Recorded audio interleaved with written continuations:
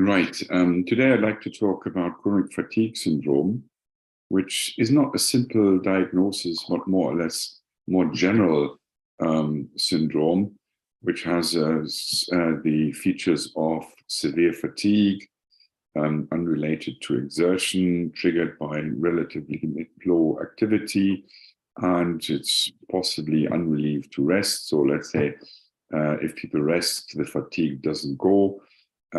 It's sometimes people report it as something like lethargy, lack of energy, exhaustion, and that everything is an effort to do.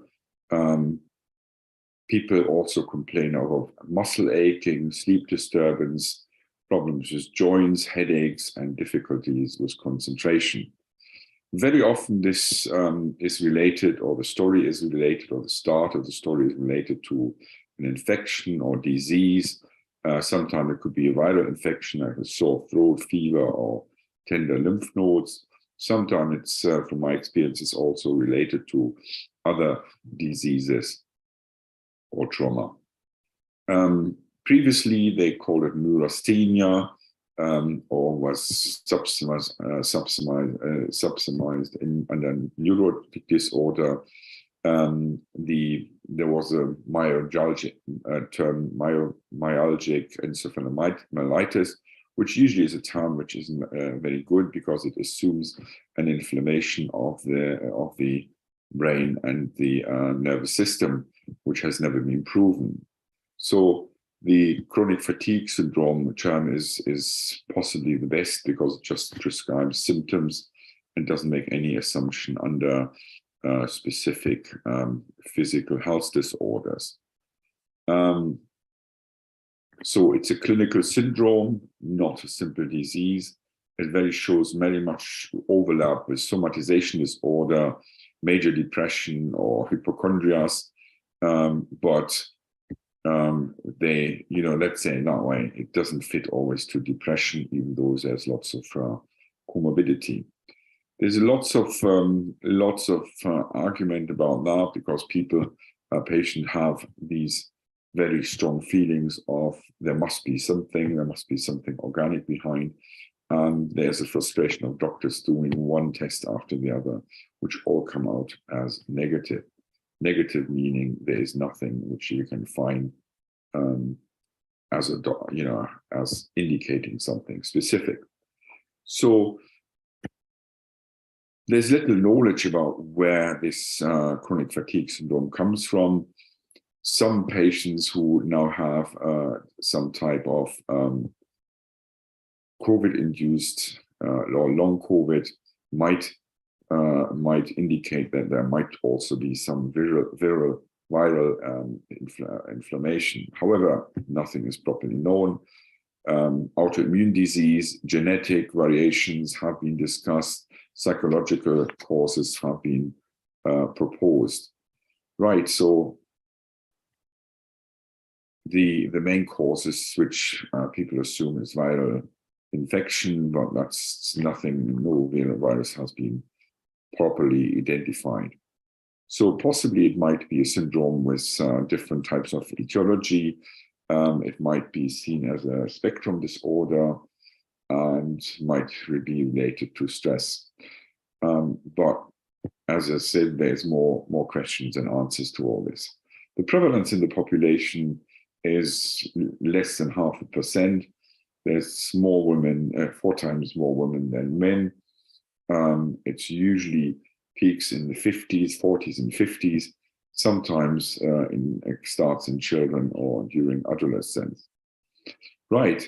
The diagnosis should be based on the symptoms: chronic fatigue, which is persistent and recurrent, the lack of any explanation by organic conditions or any other psychiatric diagnosis. Then the consequence being a substantial reduction in previous activity levels, and another characteristic is this post-exertion malaise and slow recovery after effort.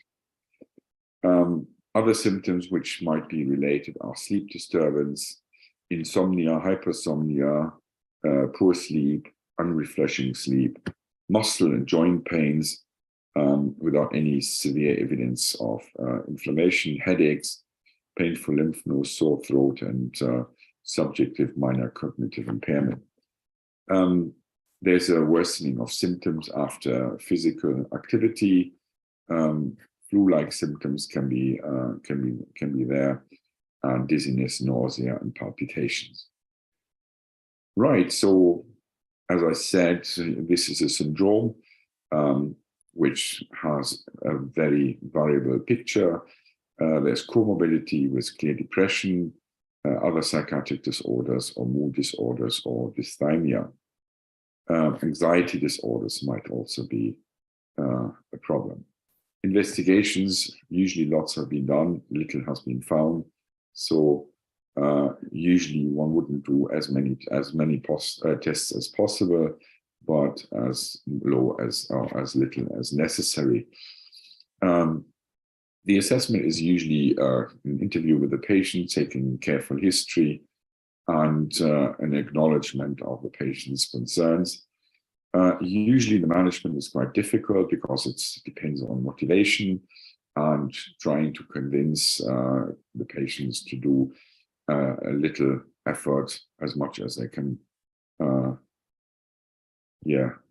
As much as they can. So there's this general exercise therapy where people should try to do as much activity as they can, even if they struggle with that. CBT, cognitive behavior therapy, is an option, trying to focus on the positive and the options and the possibilities, and try to avoid negative cognitions, such as, I can't do nothing anyway, so what's the point of doing an effort? So this would be something CBT should address. There's some medications, usually SSRIs, but the medication is usually quite limited. If there's pain, one could consider a pain relief if there's muscle pain, but usually the medication is very limited. Usually the symptoms can fluctuate. People can have better and worse times, which might indicate there's some underlying mental health problem as well. And sometimes, trying to accompany the patients, motivate a little bit, and support in his difficult life is the best way forward. However, it's not easy. Those patients are very, very vulnerable to criticism and are very frustrated that nothing major can be found. Okay, so this is a bit of an overview of chronic fatigue syndrome, and I hope you can listen to this. If there's any problems, contact your GP. These are issues we'd like to give some information, but as many of this information we provide here on these videos, it's not a replacement for individual. A bit of an overview of chronic fatigue syndrome.